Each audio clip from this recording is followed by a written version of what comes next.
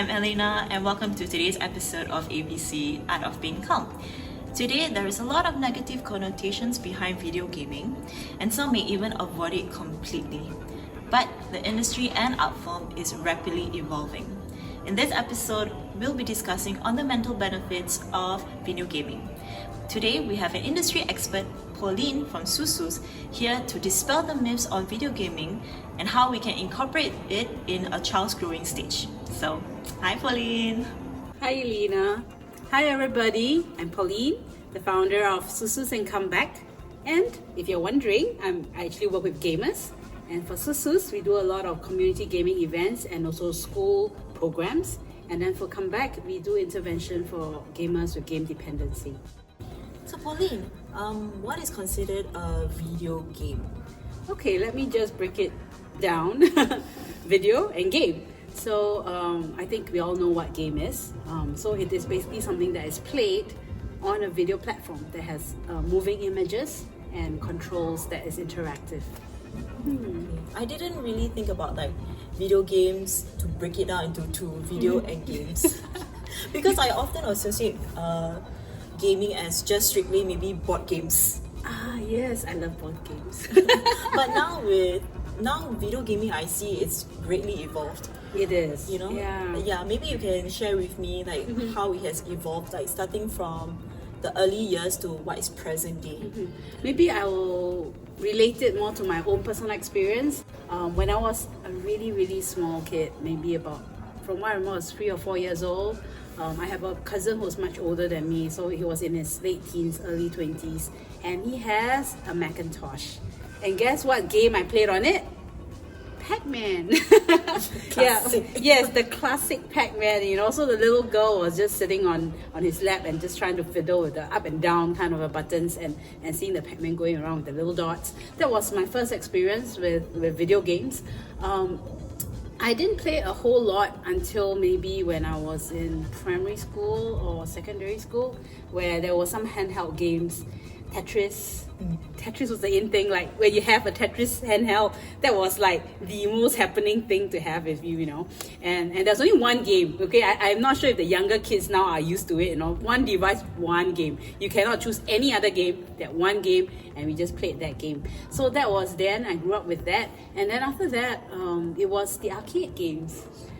Where you go and buy, you know, bring your money, you go and pay for the tokens, and then you play the games, then you get tickets that comes in, or you know, different kind, car racing, shooting games, or the table hockey and things like that. Those were the games that I grew up with. And then after that, it started evolving to console games, right?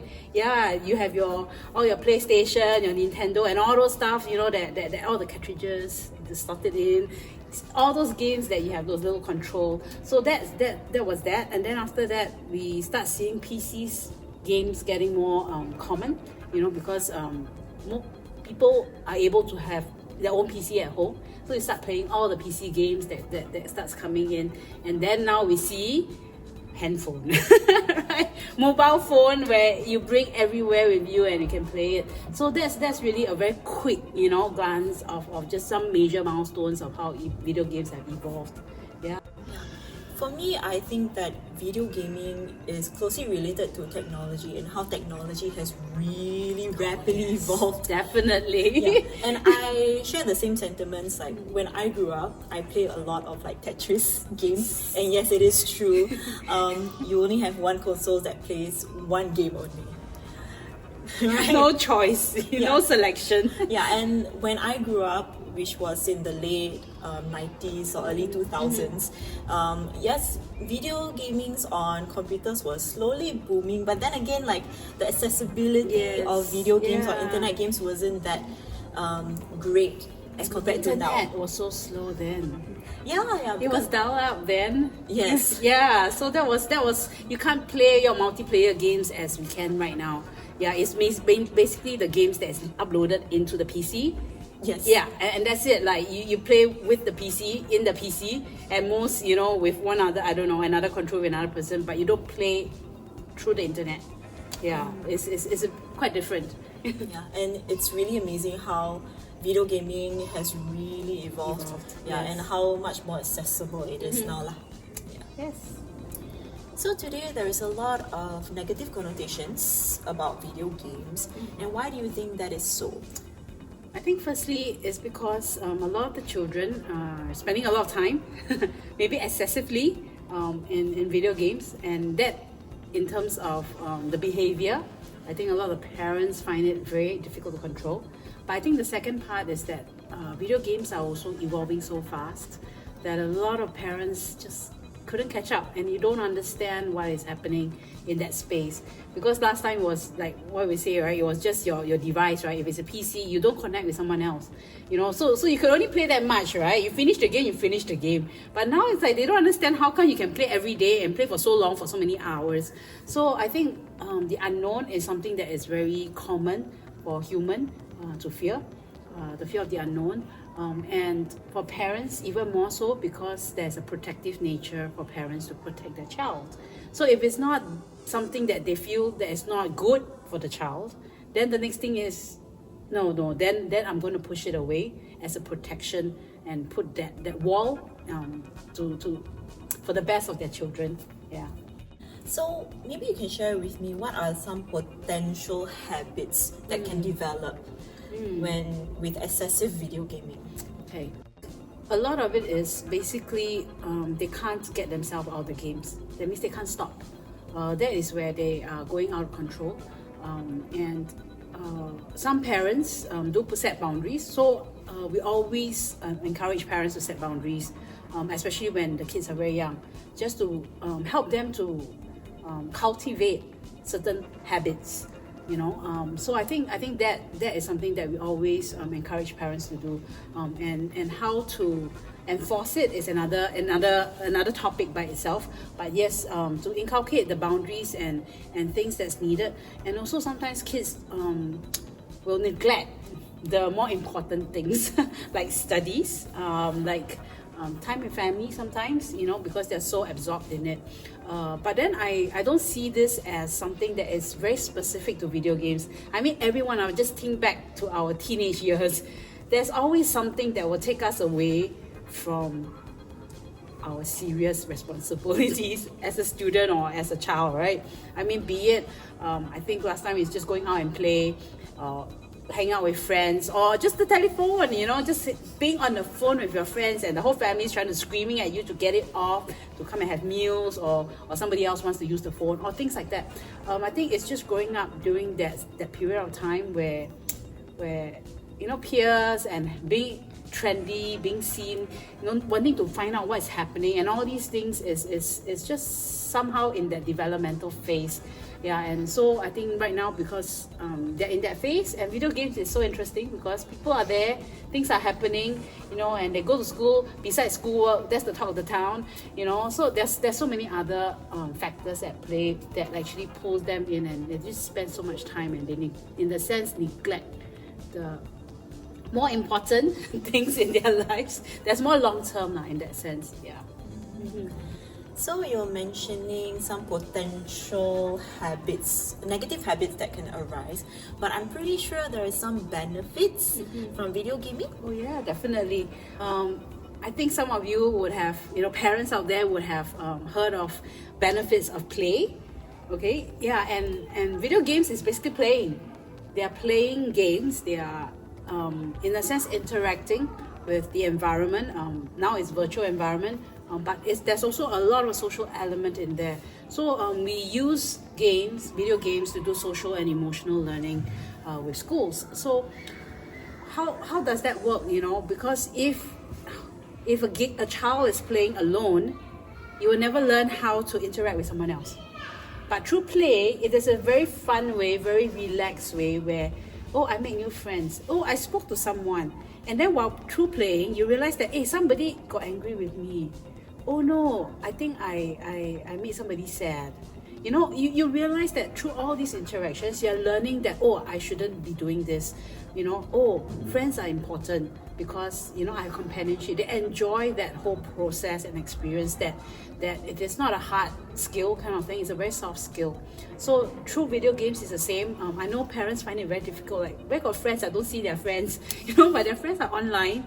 They're in chat. You see them playing games, right? But somehow the younger kids can chat and game at the same time. I don't know how they do that, but they toggle between the chat and the, like they somehow be able to manage, and that's their social and that's their emotional learning that they are processing through that.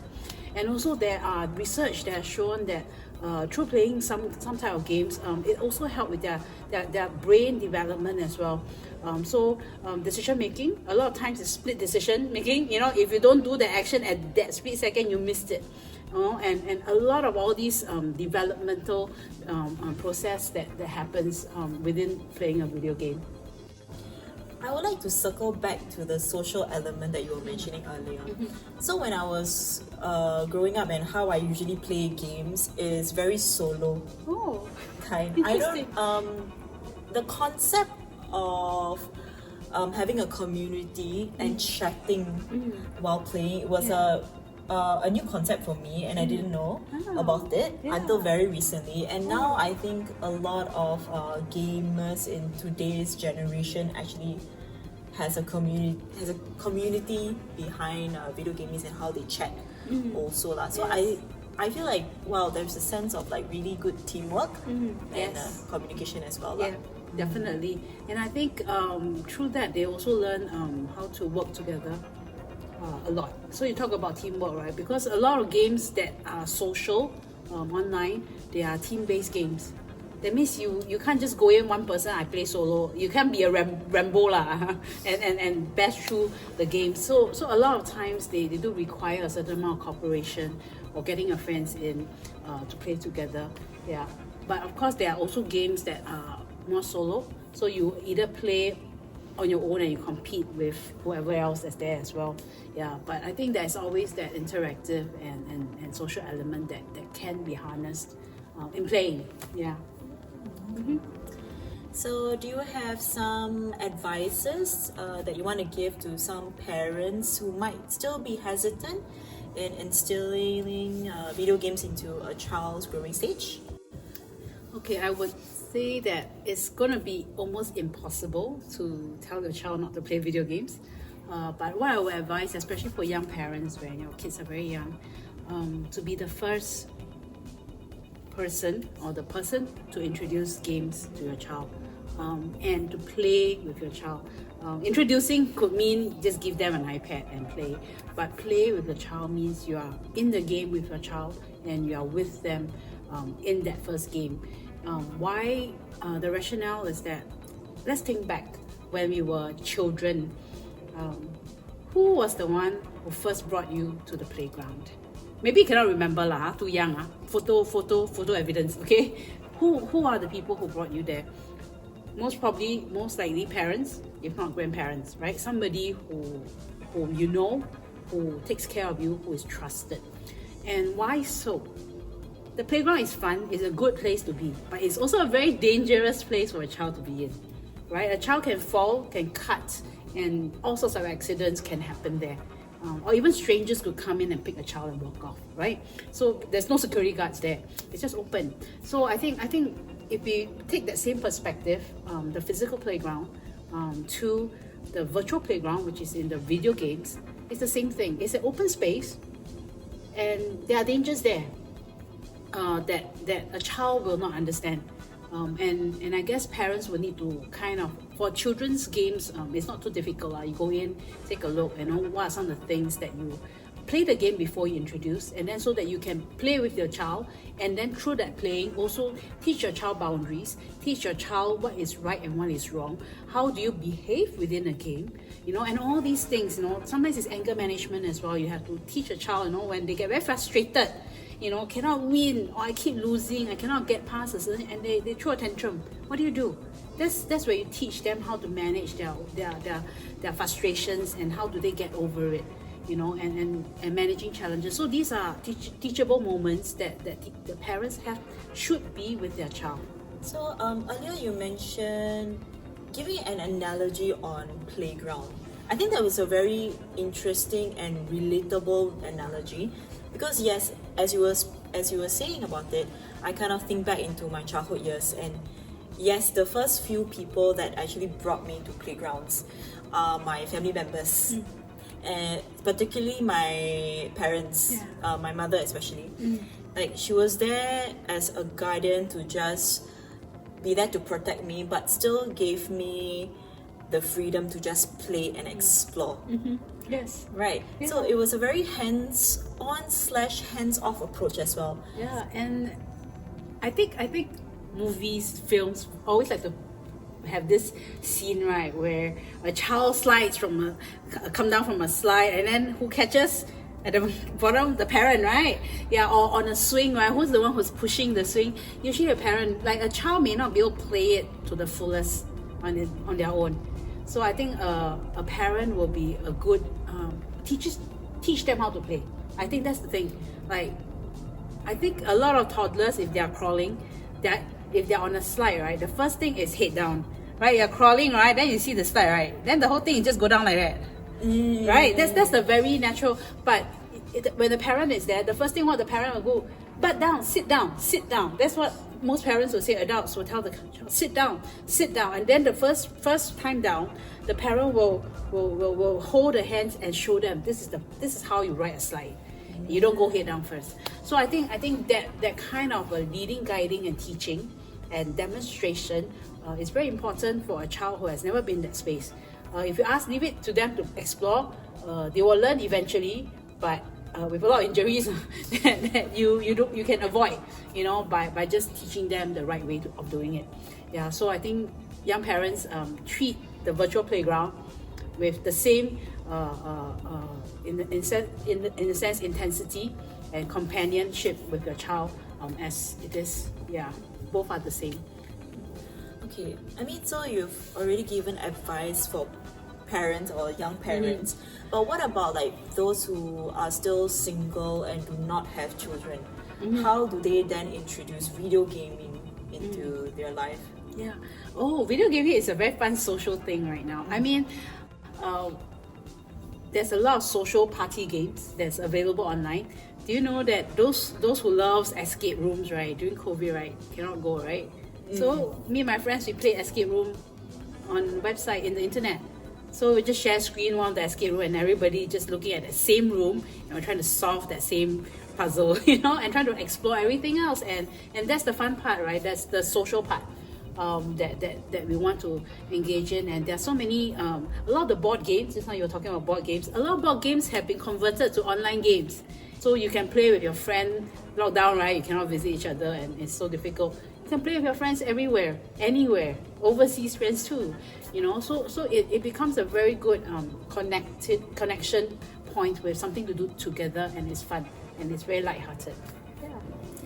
So it seems that video games is not too intimidating or daunting, and we should try to welcome them into our lives, right? Yes, definitely. Yeah, and it seems that there is a lot of benefits that you've mentioned that we can reap from introducing it into our lives, and especially for children's growing stage. Yeah, very intentional though. Okay, thank you so much, Pauline, for today's topic, and thank you so much for watching today's episode of ABC Art of Being Calm. Please follow us on our social media pages as well. Stay safe, stay healthy, and till our next one. Bye.